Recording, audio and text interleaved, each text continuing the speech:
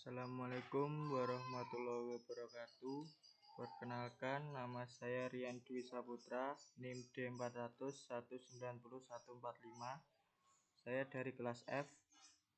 Di sini saya akan menjelaskan tugas praktikum instalasi residensial modul 5 yang merupakan pengertian dan prinsip kerja alat proteksi otomatis, yaitu ada 3. Yang pertama RCD, Residual Current Device. Yang ketiga ELCB, Earth Like Circuit Breaker. Yang ketiga GFCI, Ground Fault Current Interrupter. Oke, yang pertama RCD, Residual Current Device, yaitu sebuah perangkat keselamatan listrik yang berfungsi untuk memutus hubungan listrik ke sebuah perangkat apabila terdapat kebocoran arus listrik pada perangkat atau instalasi listrik. Prinsip kerjanya bekerja mengukur keseimbangan arus antara dua konduktor fasa dengan netral dengan menggunakan differential current transformer. Seperti yang kita ketahui bahwa ketika sebuah gulungan yang dialiri listrik akan tercipta GGL listrik pada kumparan tersebut. Ketika gulungan primer dan sekunder dialiri arus listrik, maka akan tercipta induksi listrik. Apabila arah gulungan primer dan sekunder berlawanan, dan jika arus yang mengalir adalah sama besar, akan mengakibatkan induksi listrik tidak tercipta. Akan tetapi, ketika salah satu penghantar tersebut mengalami kebocoran, listrik akan mengakibatkan perbedaan besar arus listrik pada kedua kumparan tersebut. Hal inilah yang mengakibatkan terciptanya induksi pada inti besi kumparan ini, sehingga tegangan akan terinduksi pada sensing coil. Tegangan yang tercipta pada sensing coil cukup mengoperasikan relay yang berfungsi untuk memutus suplai pada penghantar utama. Perangkat ini dirancang jika terdapat perbedaan arus sebesar 5 mA hingga 30 mA, cukup untuk membuat induksi dan mengoperasikan relay. Selanjutnya, yang kedua adalah ELCB, Earth Like Circuit Breaker. Earth Like Circuit Breaker merupakan alat pengaman yang dipakai untuk mengamankan terjadinya kebocoran arus listrik maupun tegangan listrik pada suatu rangkaian listrik instalasi listrik.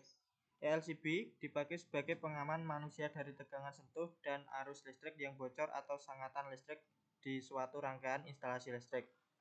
Prinsip kerja ELCB: perangkat listrik yang berjalan normal memiliki total arus yang mengalir pada kawat plus dan netral yang seimbang sehingga tidak ada perbedaan antara arus tersebut. Namun jika ada seseorang yang tersengat arus listrik, maka akan terjadi arus tambahan karena arus dari rangkaian akan tersalurkan dari orang yang tersengat ke tanah.